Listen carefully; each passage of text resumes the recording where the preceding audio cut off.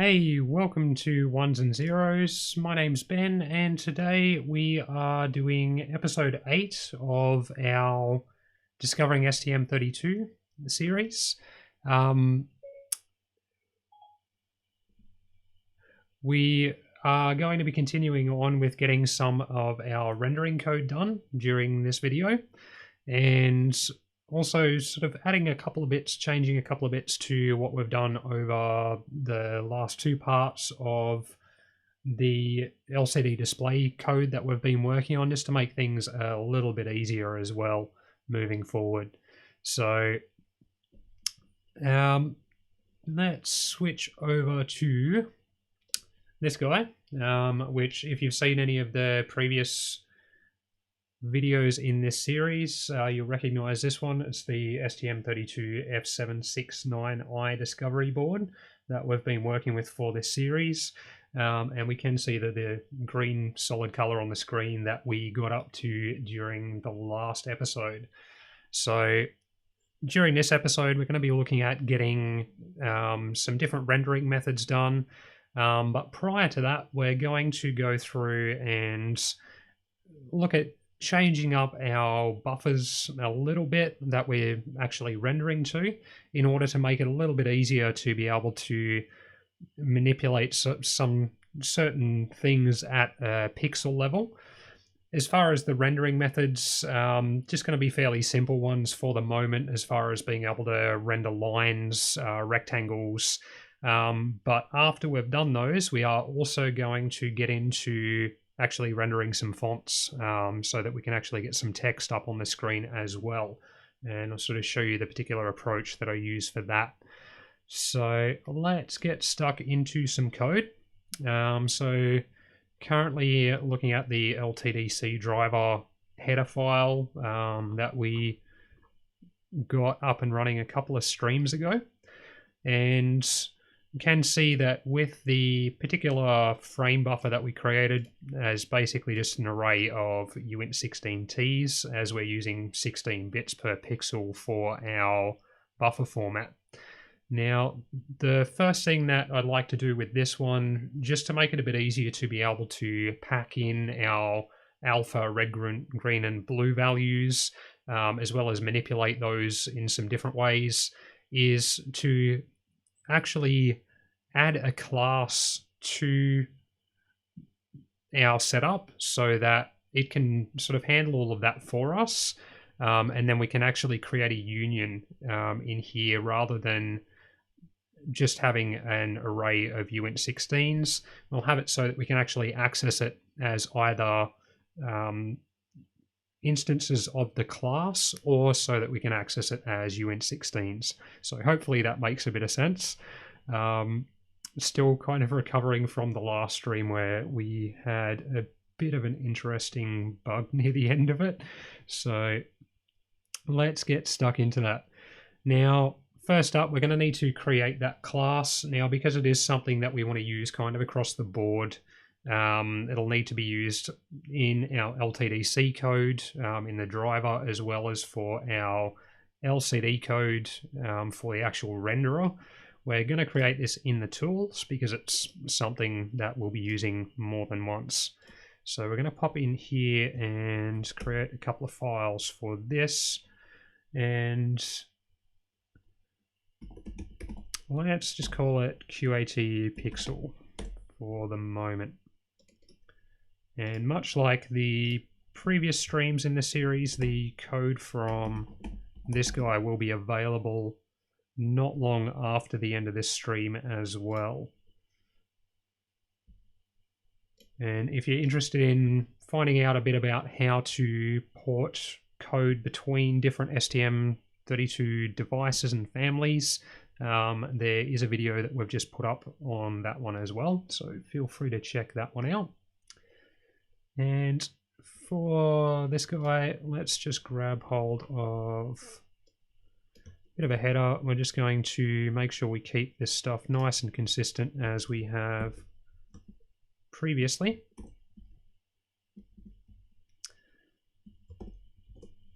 And let's just change that name up a bit. This is part of tools, and we are working with some pixel tools. And date today is the 20th.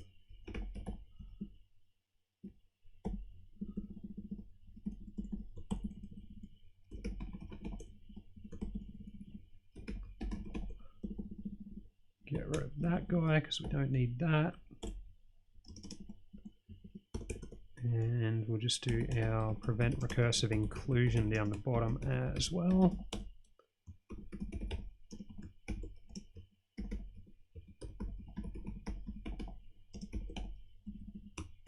Like so. Let's get that copied across to our CPP file. Get rid of these guys. And we want to be including the QAT pixel for that one as well. Now, may not end up making use of that CPP file, but we'll see how we go. We might just define this class purely in the header file. So I'm going to call this one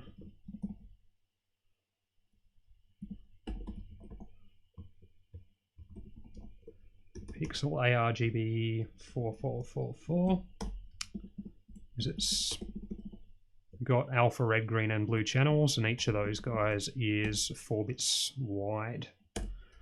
So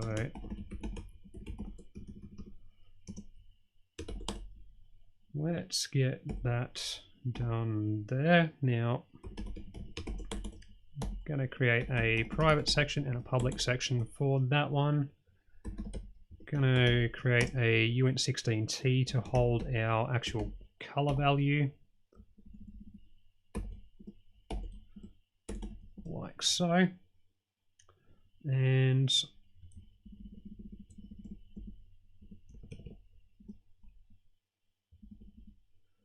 let's get our constructor done first. So for our default constructor,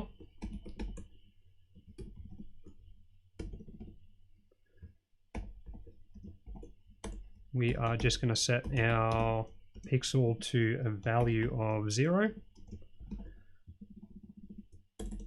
However, we're going to have a couple of other constructors in here as well. So it gives us a few options as to how we go about actually using this class as well. So we want one where we can actually just give it a 16 Uint16 so that we can just fill that pixel straight away.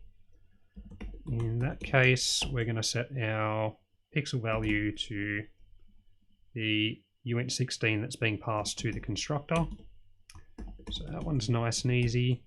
We also want one so that we can actually set the A, R, G, and B values of the pixel individually when we go to create the actual pixel itself.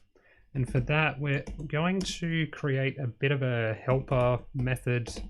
We'll make this one private just to help us get all of that filled out a little bit easier, because this is something that we're going to use a few different times with this particular class. So pop it in here, make it nice and easy for us to make use of that. G and B. Now, passing by reference, which is why the and symbol there, just to avoid it copying those 4 Uint8T values. Just helps a little bit with performance. And then we're going to pack these values into our Uint16. So basically, just ANDing with the lower 4 bits of the Uint8T. The A value will be shifted 12 bits to the left, because looking at the individual bits left to right, the first 4 is the alpha value, next 4 is the red value, next 4 bits is the green value, and the final one is the blue value. So go with red, and that with the lower 4 bits, shift that up 8. Green, and that with the lower 4 bits, and shift that up 4. And then for our blue value, we don't need to do any shifting, but we will still end up with the lower 4 bits there. So that will take our 4 individual values and pack those into our what we need for our 16-bit pixel. And then for this constructor, we can then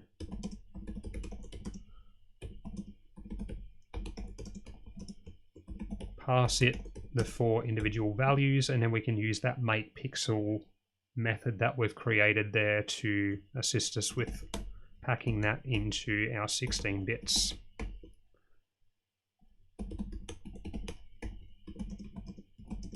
Like so.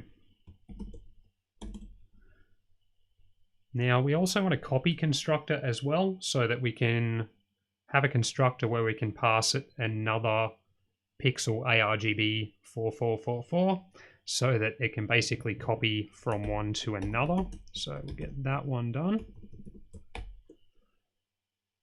So in this case, we want to be passing a... Yep. Might help if I don't go hitting caps lock. RGB 4444. Pass that by reference and call that other.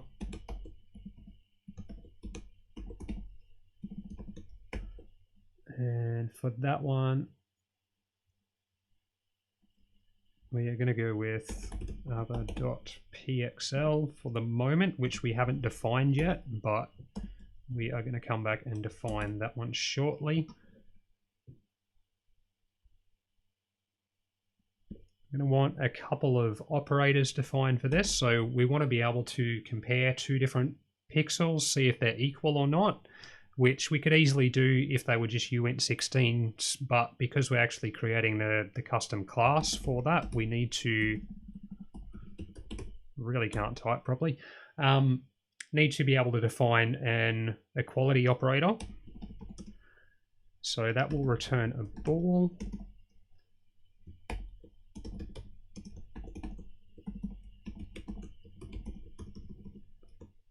Again, pass that one by reference, much as we do with our copy constructor.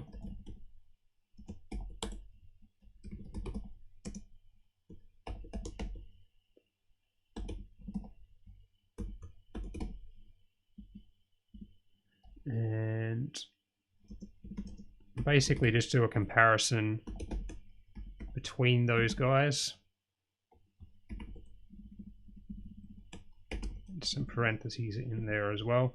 So just doing a comparison between the current pixel that we're inside of with the one that's being passed to it in order to then return whether or not it's true or false, depending on whether they are actually equal or not. Also want to do one for our assignment operator as well.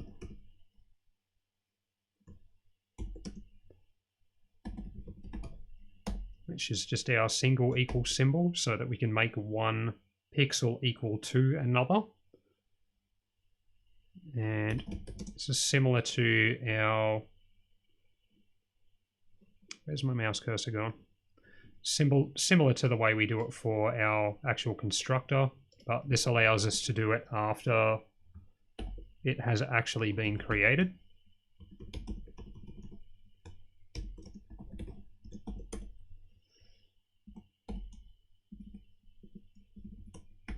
Fix that up there. Now the first thing we want to check is if the class that we're currently inside of is the same as the one that is being passed to it for this operator, then rather than actually copying anything, we'll just return the current class, because if they're both equal, there's no point actually doing anything and taking up unnecessary clock cycles. And if not, then we're just going to make one equal to the other one.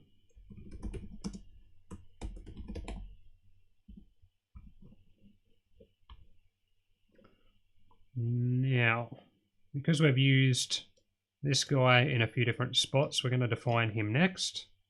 So basically that's just going to allow the class to pass out the actual uint16 value as a whole.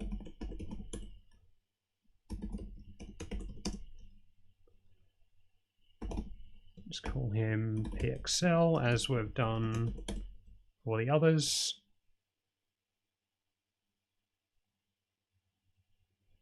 So that will just pass out our value that we've got stored up here in our m_u pixel.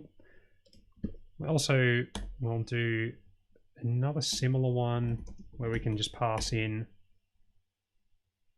a uint16t as well.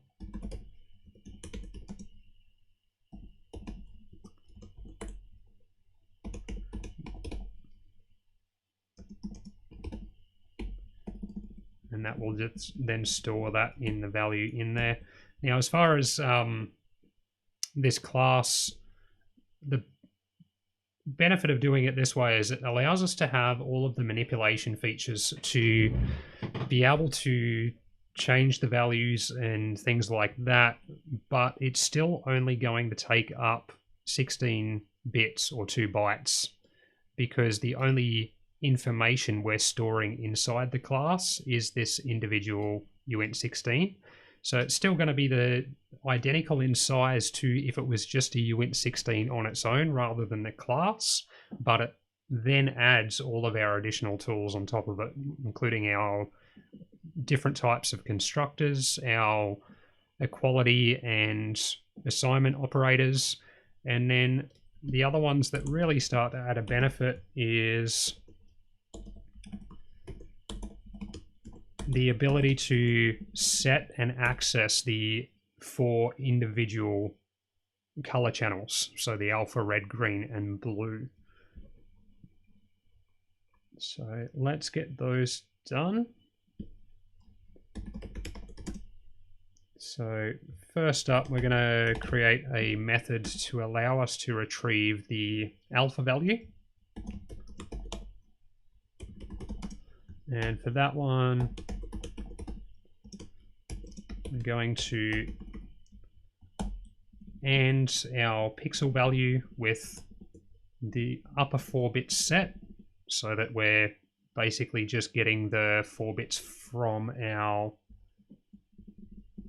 alpha value and ignoring the red, green, and blue channels. Shifting that to the right by 12 bits, which then gives us a single uint8t that holds that alpha value, so from 0 to 15 in there. We'll also create one so that we can actually set the alpha value independently of all of the others as well. So for that one, we'll make it so that we can pass it in a uint8t. We might not do that as a pass by reference. And I'm going to go mu pixel equals mu pixel. Should be an m. And then we're going to end that with the lower 12-bit set, and then OR that with our A value, ANDed with the lower 4 bits, and then shifted across by 12. So basically it's going to take our red, green, and blue value that we've already got stored, and then OR that with the lower 4 bits of our A value shifted across 12, so that it then takes up this space here. Hopefully that makes sense. Going to do the same thing for our red, green, and blue as well.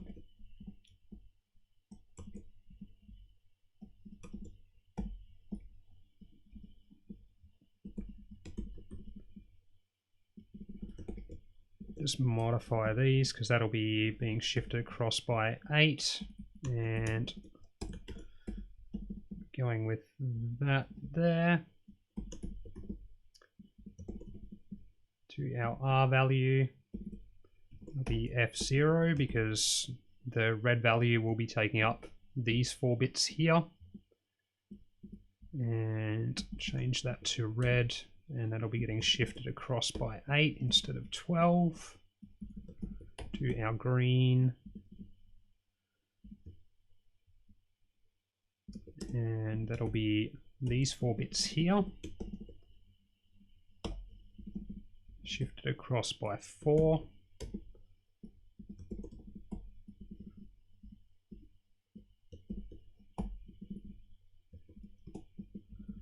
It'll be these 4 bits, so fix those guys up there, shift it across by 4. And then finally our blue value, which won't need any shifting at all because it's in the lowest 4 bits. So we'll get rid of that. Pop our 0 in there so it's the lower 4 bits. Mix up these names as well. And get rid of our shift there. So basically allows, like I said, us to set that A value, R value, G value, or B value independent of each other, as well as retrieving each of those independent of each other as well, which just gives it as quite a bit more flexibility as to how we actually go about accessing the pixels themselves. So let's jump over to our LTDC driver and to our actual buffers. And we're going to add another type def in here, which we will call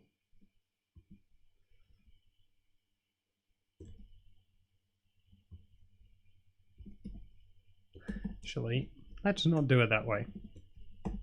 Let's do it this way. And just change this particular type over to our pixel class because we can access that as a whole 16-bit value anyway. So I was thinking of maybe doing it as a union where we could access it as either or, but it's still going to give us the same functionality doing it this way. We will need to include that QAT_pixel file that we've created though. All right. And let's just make sure that that builds correctly.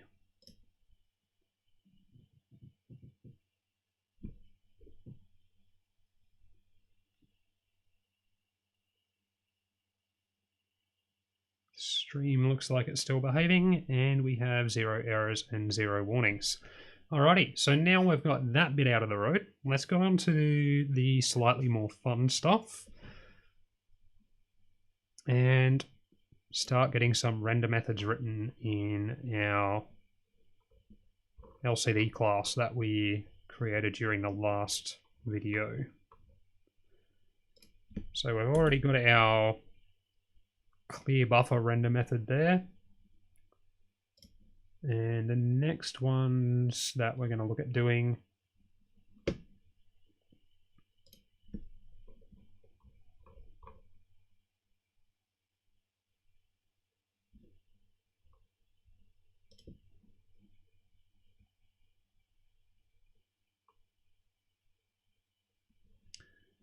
so first up, we want one just to be able to draw individual pixels so that we can give it a particular XY value for a particular pixel and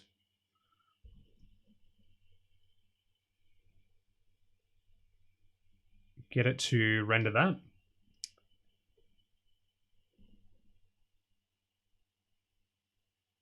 Now we could make it so that we pass it an individual X and Y value.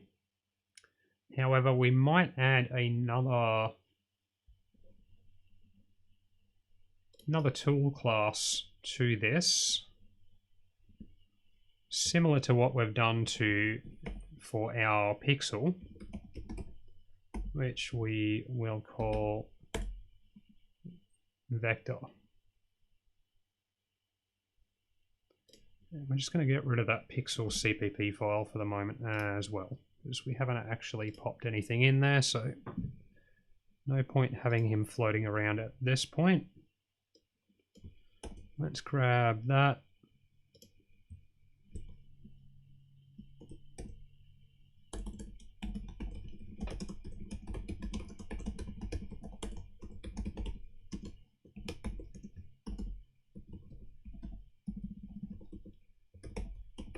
This will be vector.h, like so.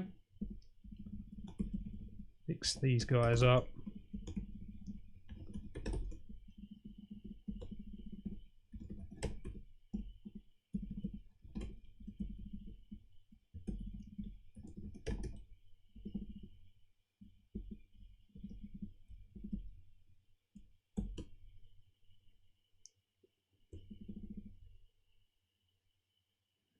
It's only just the 20th by 2 minutes where I'm at, so we'll stick with the 20th for the date on that file. And rather than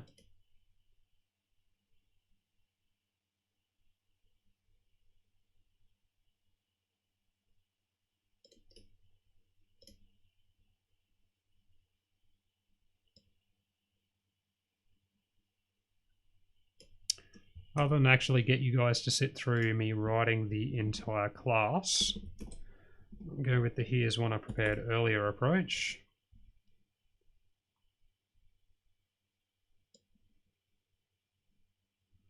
I might rename that to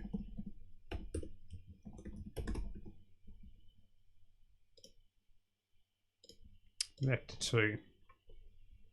So basically this one just holds two individual uint16t values. So because we're using a 800 by 480 screen, uint16t is going to be able to hold the particular x and y values.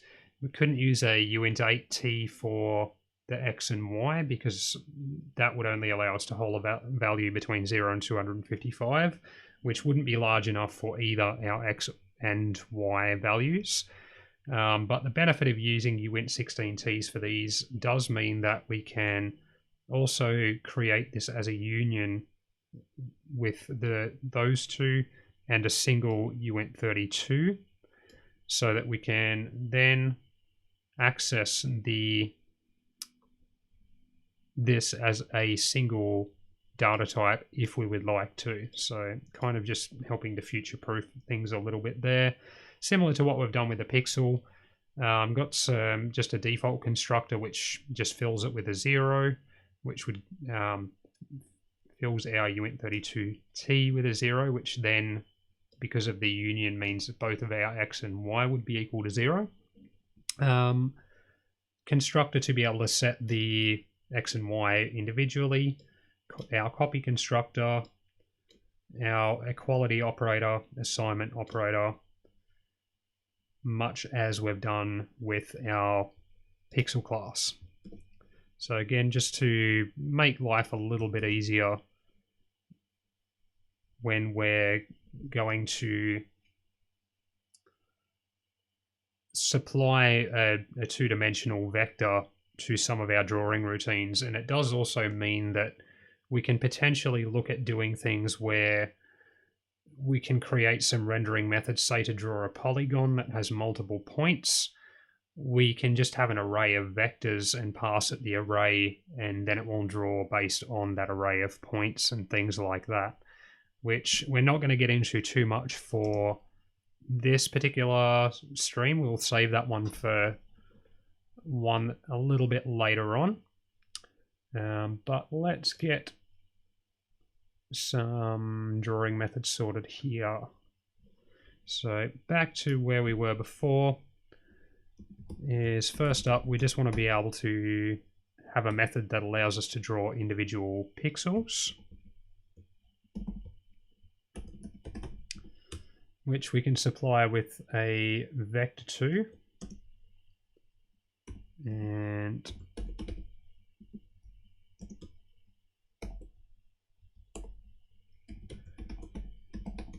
if you've seen the previous episode of this series, you'll recognize the fact that we are doing our LCD as a singleton class, which is why we're going to have a static method, and then we're also going to have an implementation method as well.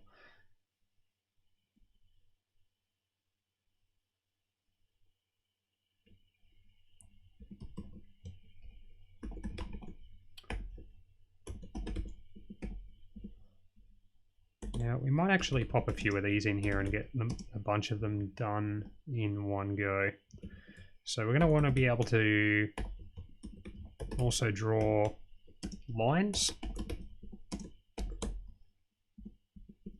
In this case, we're going to need the start of the line as well as a vector to represent the end of the line.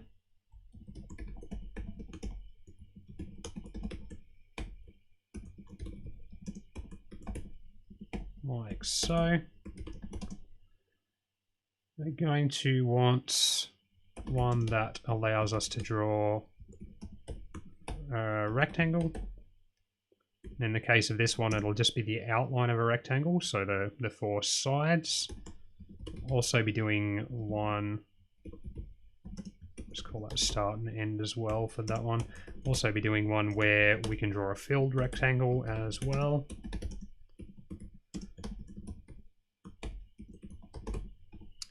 And then through using combinations of these various rendering methods together, we can start to be able to draw more complex things such as buttons or various UI elements and things like that as well.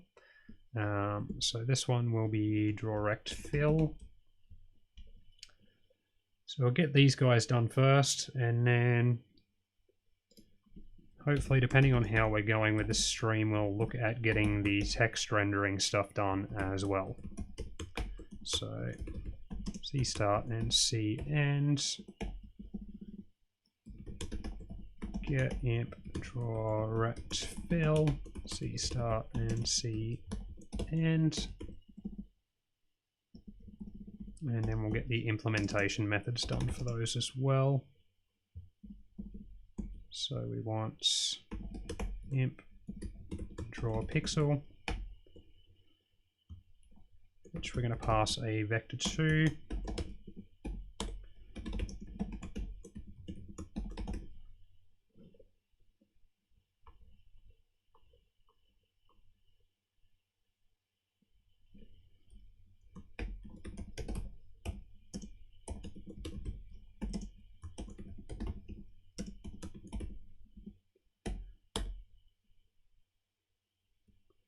Now we're also going to, with the line rendering, in order to be able to make things nice and efficient, it's actually the most efficient type of line to draw based on the way the buffers work and the way the information's stored as basically a long array of pixels that wraps around from one line to the next, similar to how an old school CRT would actually render or draw a screen. It's more efficient to actually draw a horizontal line than a vertical line or like a diagonal line. The next most efficient one to draw is a vertical one. And then if you've got an arbitrary line, which is like a diagonal or a particular angle, that actually takes more CPU than either a horizontal or vertical one. So we're going to do it in such a way where we have a method to be able to draw a horizontal line, one to draw a vertical line, and one to draw just an arbitrary angle. However, we're not going to see those from outside the class, because what our draw line method is going to do is actually figure out, is it horizontal, is it vertical, or is it arbitrary? And then it's going to call the particular method to draw that particular type of line, which will actually end up saving us quite a few clock cycles, as with a lot of the UI elements, generally we're going to be drawing a lot more horizontal and vertical lines than we are lines at an angle. which is something that we're typically only going to use a lot when we're drawing like graphs with data on them and things like that. So it's a way that I typically approach it, and I find it does actually make a decent difference in terms of CPU usage and performance in general. And the little bit of overhead that is used in determining what type of line it is and then calling the relevant method is more than made up for in the change in performance than if we were just always getting it to draw an arbitrary line, which, as you'll see, the algorithm to draw the arbitrary line is a decent bit more complex than doing a horizontal or vertical one. So that's those guys, and then we also need to do the ones to be able to draw an outlined rectangle and a filled rectangle as well.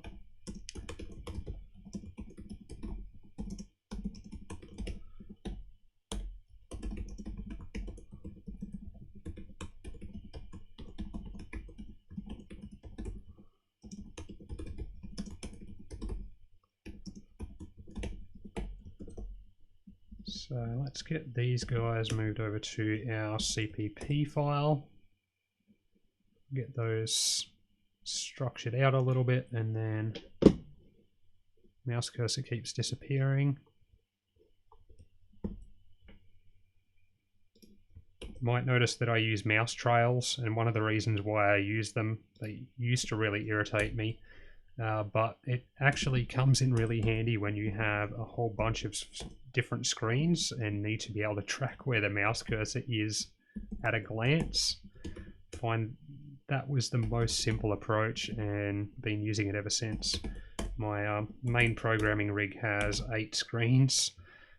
Thankfully this one's only got 3, so it's when you've got a whole bunch of monitors, it can be really hard to find what you're looking for when you haven't moved the mouse for a little bit and you're not sure which screen it's actually sitting on. So I'll go through and get these all sorted out there. Draw a line.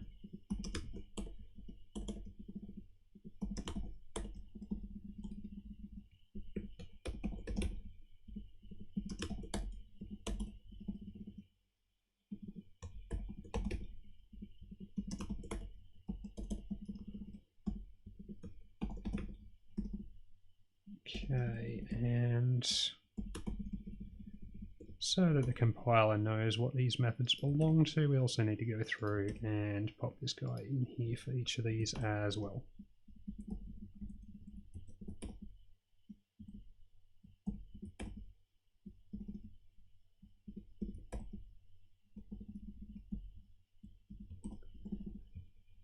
All right.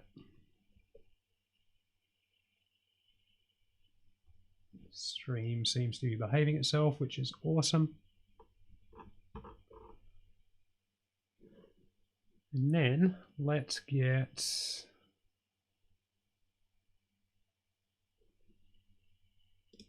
this changed around a tiny bit.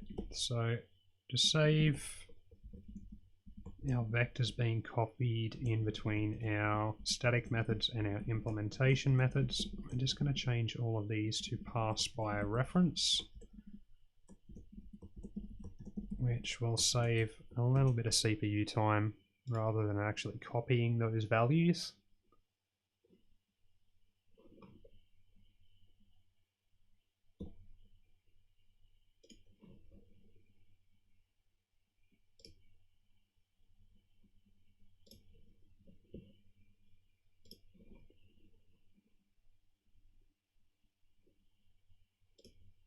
All right.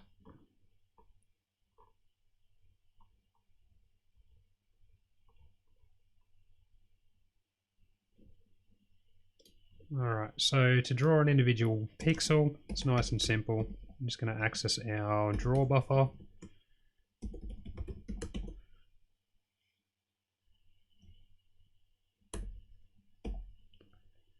then just a matter of going cpos x plus cpos y times, should have now width as a QAD LTDC width.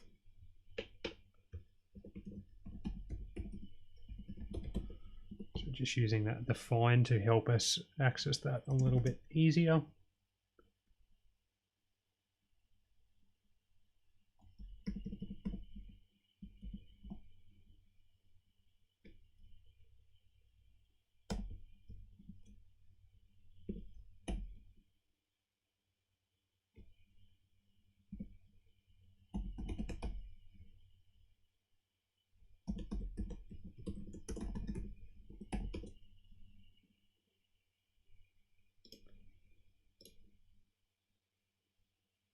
I just want to check that that is actually something not right here somewhere.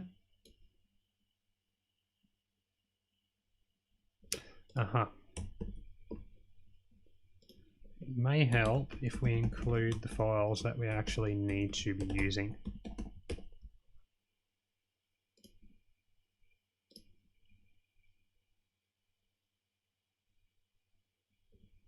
That's brought us down to 9 errors.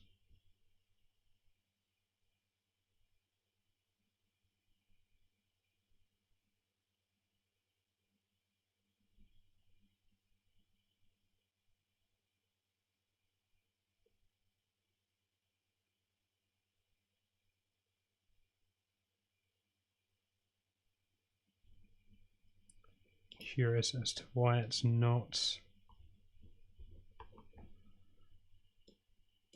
matching up with the declaration. Aha, no, it's because we changed it to pass by reference. Fix those guys up. That make life a bit easier and just do a find and replace for those.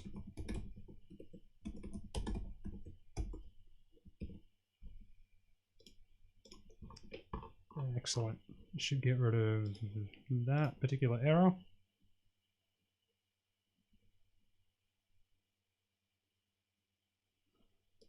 And that should fix that one. All right. So that's got that sorted.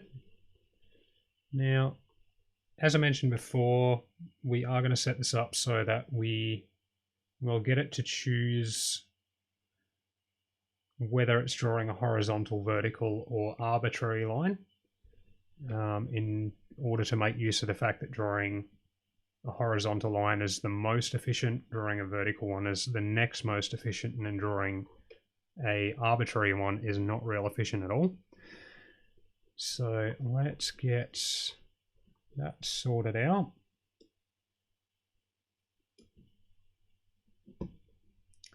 So for this one, we're just going to get it to check if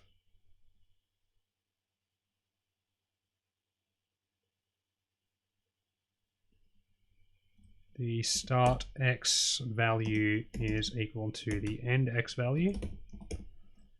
If it is, then we know that it is, actually, I'll do horizontal first, I think. Actually, no, we'll go with vertical. So in that case, we want to go with imp draw v line and then pass our c start and c end to that. Else, we'll check if c start y equals c end y. So if our y values are equal, then it's going to be a horizontal line. So go with that one.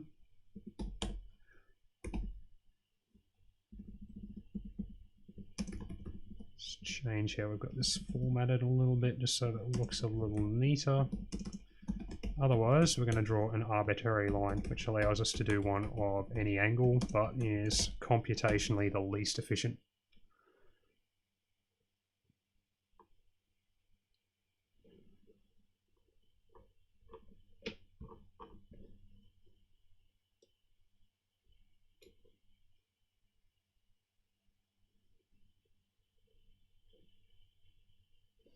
Now, for our rendering of our horizontal lines, we're going to want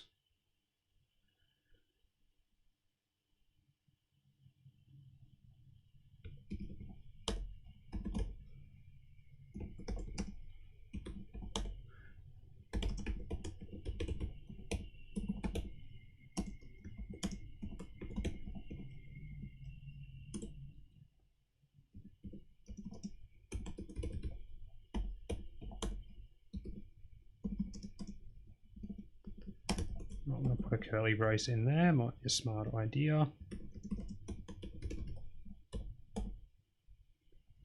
Will be C and X.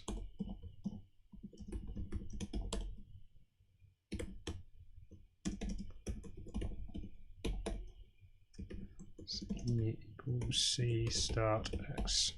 So essentially what we're doing here is checking whether the X value of our start vector is less than the X value of our end vector. And if it is, then explain that a bit better. Basically making it so that XS is always going to be the lowest of the two X values and XE is always going to be the highest of the two X values. We don't really need to worry about the Y value because we wouldn't be able to get into this method if our Y values weren't equal anyway. So that's fine, but in order to be able to draw it nice and efficiently, we're going to go from the lowest X value to the highest X value. Hopefully that makes a bit of sense. And then our Y value needs to be multiplied by the width of our display, so 800 pixels. And because we want to do that for each pixel that we're drawing, we're just going to do it once rather than calculating it each time, which again allows us to save a bunch of clock cycles. So multiply that by QAD LTDC width, like so. And then we're just going to do a for loop to go from our start X value to our end X value. So I is less than, this will be XE minus 1. No, actually, it'll be XE plus 1. And we're doing the XE plus 1 so that the last X value that it draws is the actual XE value. Whereas if we went to I is less than just XE, it would stop 1 pixel short of our actual end X value. So that way, if we tell it we want to draw from 0 to 800 for the X coordinates, it's going to go all the way from 0 to 800 or to whatever value we select. We'd be wanting to do 0 to 799 in this case because we've got 800 pixels and it starts at 0. I think the coffee's starting to wear off this evening.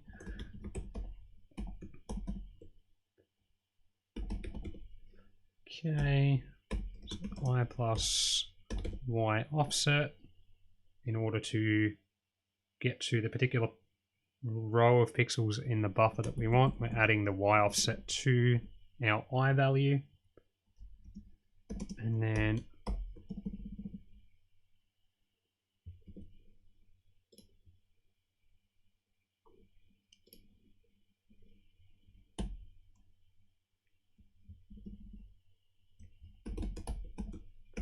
making that equal to our actual draw color.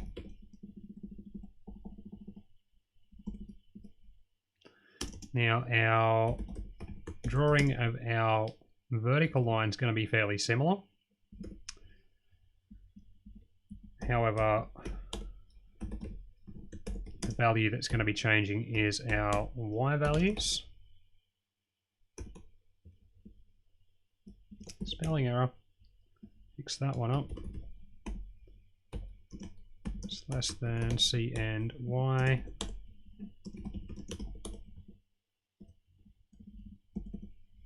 YS equals C start Y. YE equals C and Y. YS equals C and Y. And YE equals C start Y. Again, for the same reason as we did it for the X values when we're drawing the horizontal line. For the vertical one, we want to make sure that we're drawing from the lowest to the highest Y values, which the top of the screen is 0 and the bottom of the screen is 479. So, and for this one, now we'll create an X offset value for this as well, but that's just going to be C start X. For Uint32T, I equals YS. I is less than YE plus 1 for the same reason, so that the end pixel is the actual YE pixel. And MP draw buffer pixels I plus X offset pixel MU draw color. And I am just going to grab a quick bio break and we'll be back in a couple of minutes, and then we'll get on with doing our arbitrary line and our rectangles. So, be back in a couple of minutes.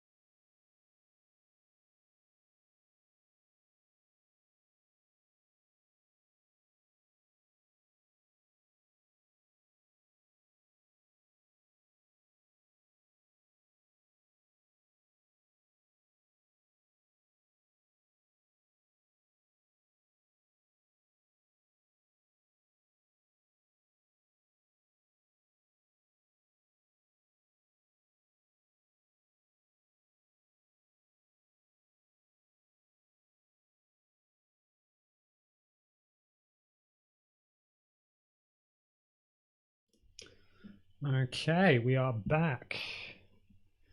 Now for our arbitrary line, it's a little bit more of a complex algorithm. So rather than making you sit through me actually typing out the whole thing, let's just copy and paste it in there. Now with this one, it is designed so that it's not using floating point to actually calculate the particular X and Y values for the line, so that we can do basically any angle of line based on the start and end vector. And this is the most efficient way that or most efficient algorithm I've come across for actually doing this. So if you want to go through and have a bit of a look at it and figure out how it works, feel free. Otherwise, we're just going to go with that.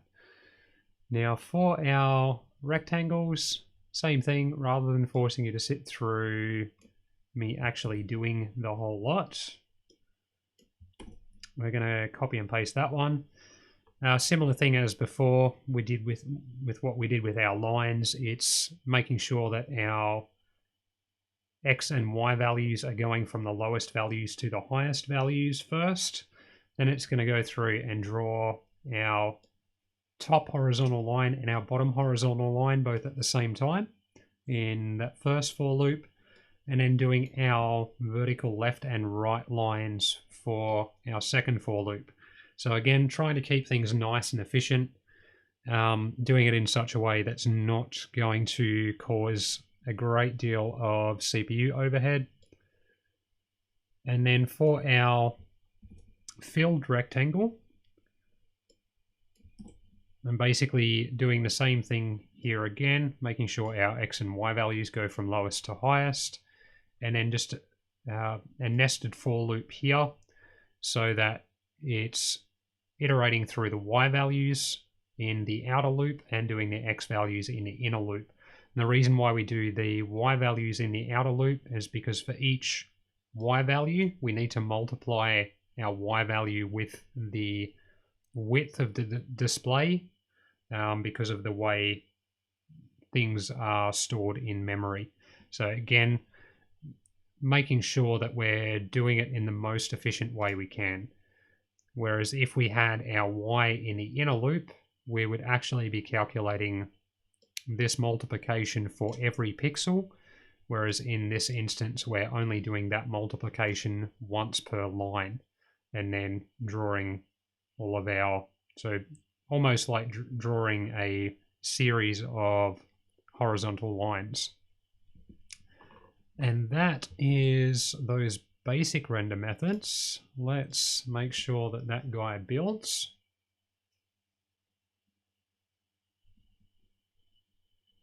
Aha. Did things a little bit differently in the code that this has been copied from, and we're also missing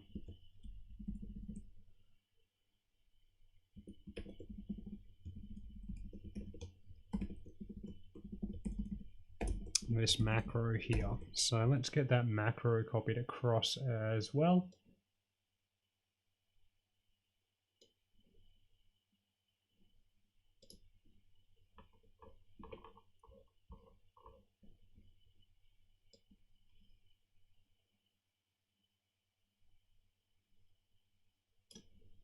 It's hiding here somewhere. But there's a few different macros that we're going to copy across that we may end up using.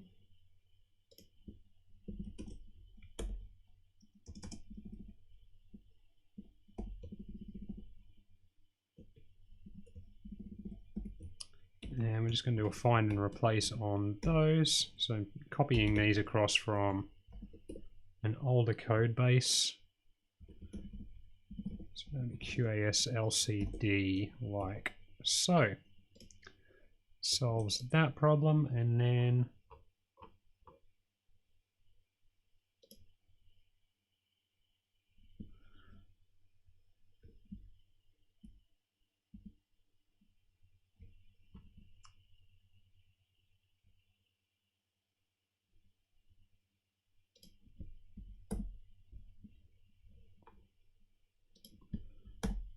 Fix these guys up.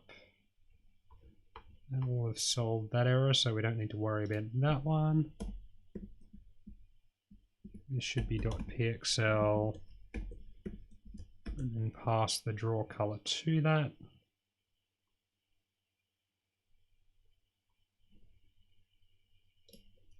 I'm just going to modify this to be a little bit more efficient as well, because in this instance, we want to be passing that by reference to stop it from doing a copy for each pixel.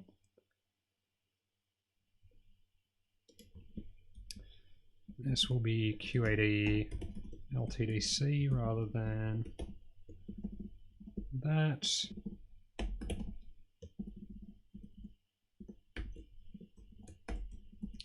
Fix these guys up.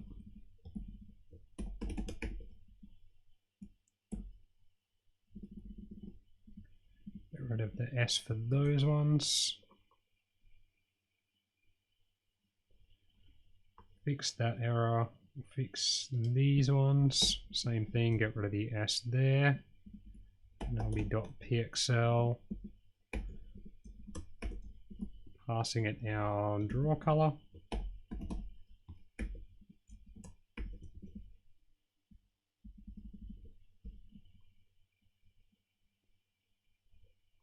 That one fixed up.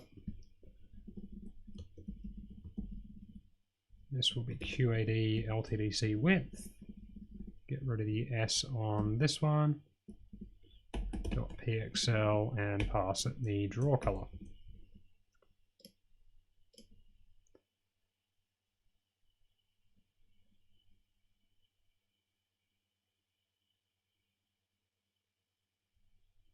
Should actually be MU draw color.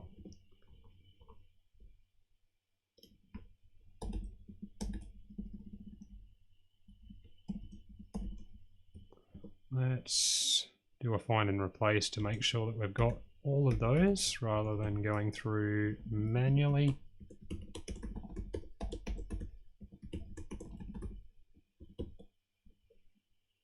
And that should deal with those errors for us.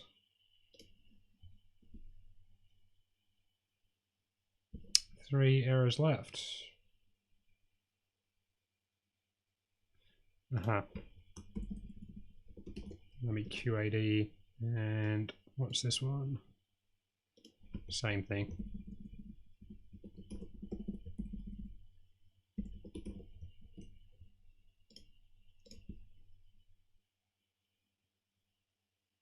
Zero errors, zero warnings. Wonderful.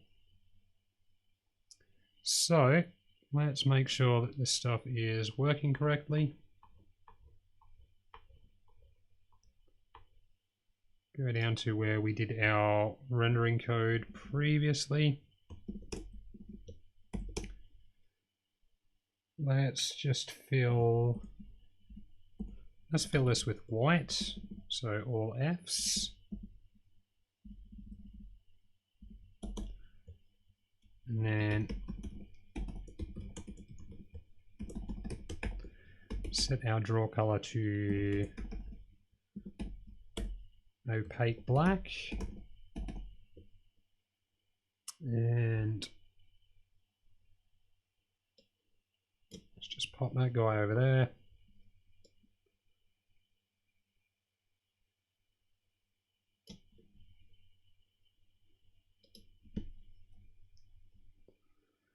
So we're going to draw a horizontal, vertical, and a diagonal line, which will test all of our line drawing, and then we'll do a outlined and a filled rectangle, which will test those ones as well.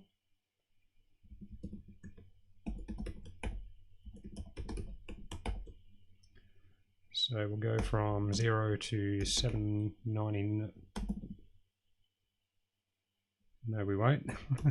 0 to 40. So X and Y to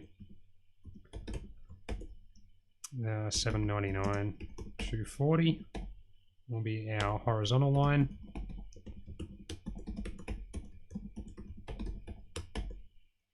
And we'll go from 400 0 to 400 239. So this one will be a horizontal line centered in the middle of the screen. This one will be a vertical line centered in the middle of the screen. And then we'll do our diagonal line from 0, 0 to, should be vector 2, fix those guys up, to 799, so from the top left corner to the bottom right corner, 239. No, 479. It's 480 pixels high. There we go. Those numbers look correct. And then we'll do a rectangle. And we'll make this one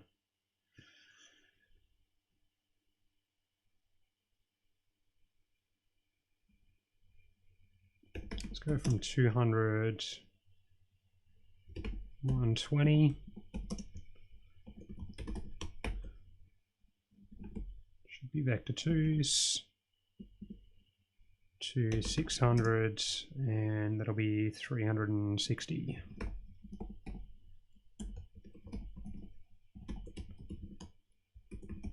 And lastly, we want a filled rectangle. And we'll go from, go 300, 180 to 500 and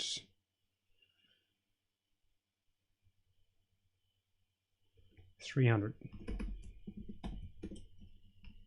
All right, let's make sure that that builds.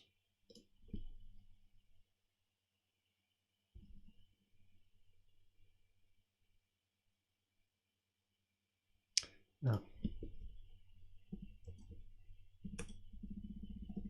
Might help if we use the right name for that.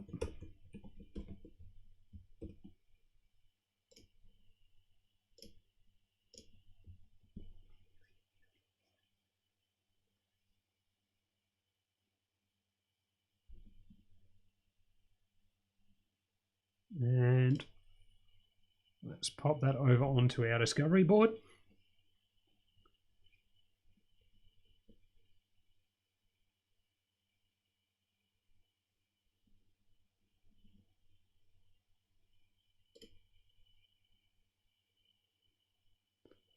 Okay, so we're getting some of what we want. We've got our horizontal line, our diagonal line, and our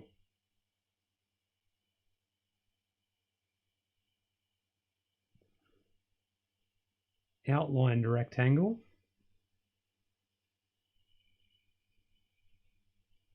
However, our vertical line and our filled rectangle are not showing up. Let's figure out why that is.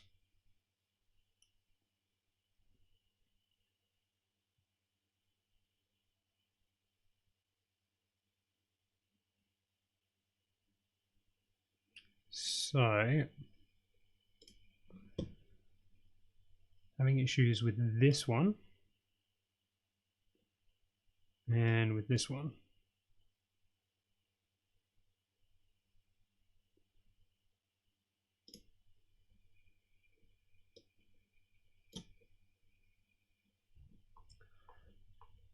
Let's just double check that we've done all of that stuff correct.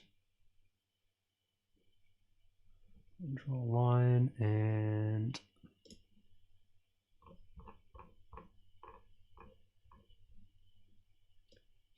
that code works.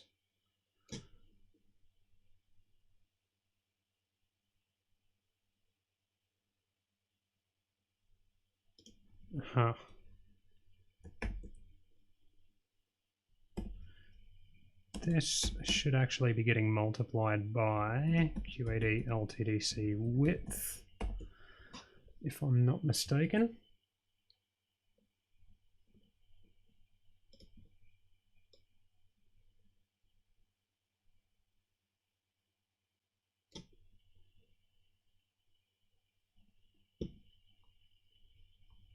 So that's why we're having an issue with that one. And then our... It's calling the right method. Draw rect fill, draw rect fill.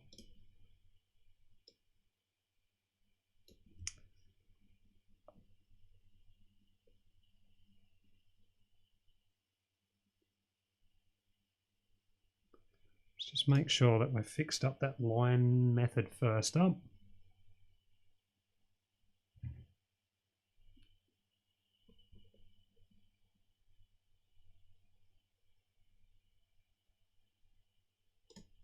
Okay, so that solved that particular problem. So we've now got our horizontal, vertical, and arbitrary lines working perfectly. Now we just need to figure out why it doesn't want to do the filled rectangle for us.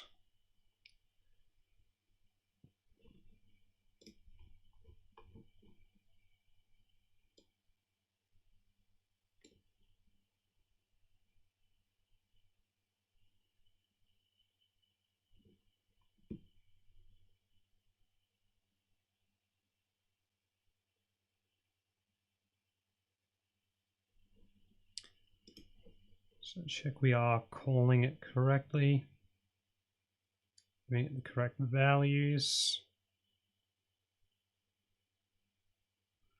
So going from 300 to 500 in X, which is all good, from 180 to 300 in Y, which is all good. So the values we're passing it are fine.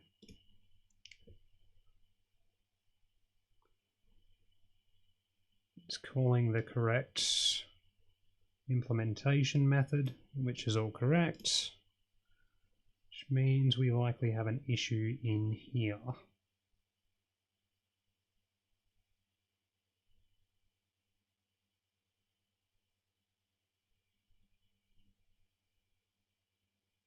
However, the code looks correct.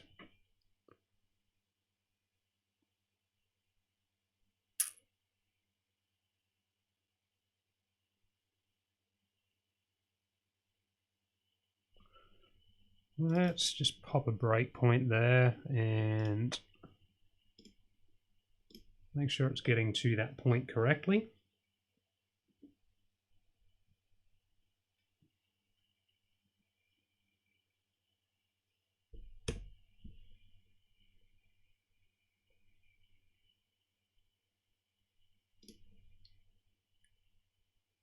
Which it certainly is.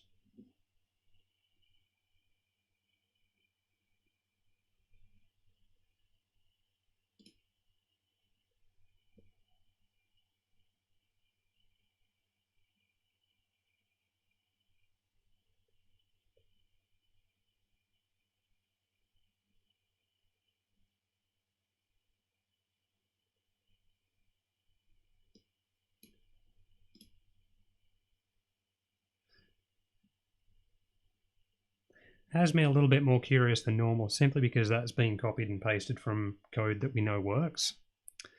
So makes me think that the error is not in the rendering code.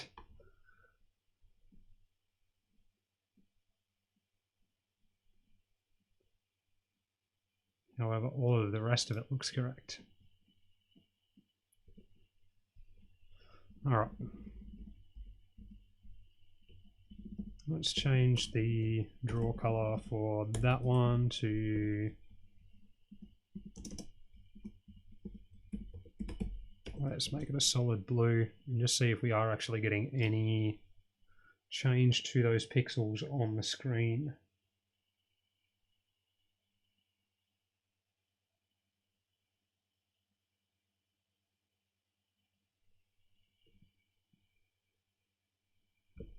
Which we are not.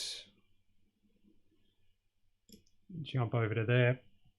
We should be getting a smaller blue rectangle inside of the black outlined rectangle there, but not getting that.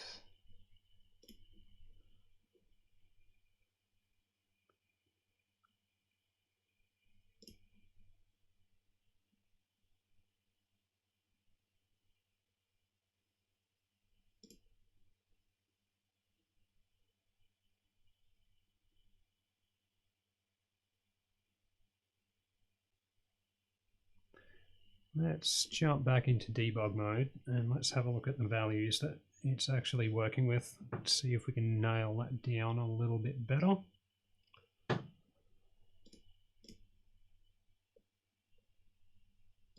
Get it to run up to our breakpoint. Now, values look correct.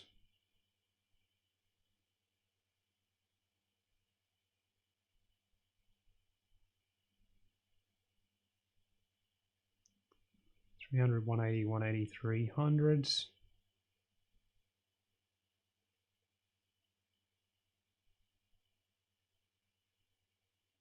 That's not right. Our X start value should be less than our X end value.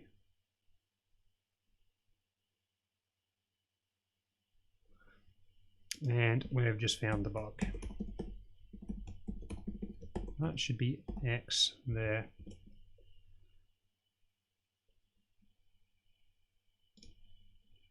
Let's build that again and we'll chuck that on there. Pretty certain that that's what was causing the problem. Pop that onto the device.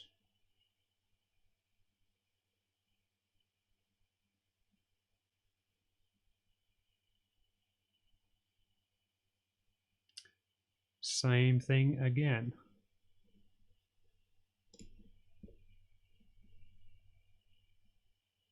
Guaranteed it's going to be something simple that I am overlooking.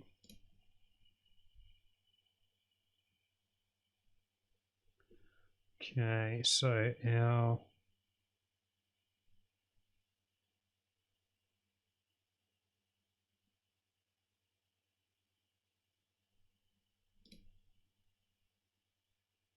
X values are backwards. XS should be 300 and XE should be 500.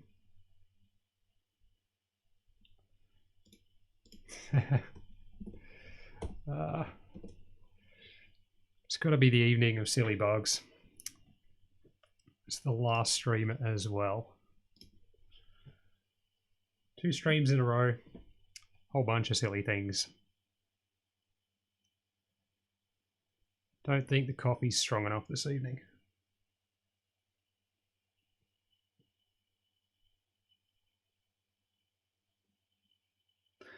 And we have our rectangle being drawn correctly.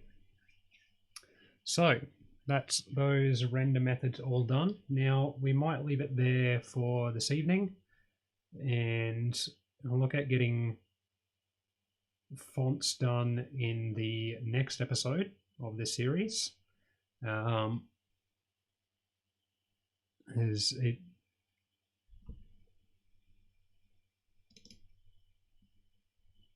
It's kind of a bit of a separate thing anyway, and I'd like to go into the particular tools that I use to actually convert a TrueType font from a computer into the particular font data that I use for the microcontrollers.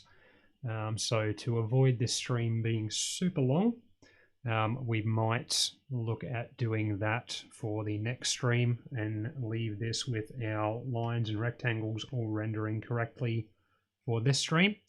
So thank you so much for watching. If you did find it interesting, definitely would love a follow on Twitch or a like and subscribe on YouTube. If you've got any questions or comments or anything like that, definitely feel free to chuck those in there. And if there's anything that you'd like to see on upcoming streams or videos, definitely let us know about that. I do want to try and make sure that people are getting content that's going to be useful to them as well. So thanks so much for watching and hope to see you next time.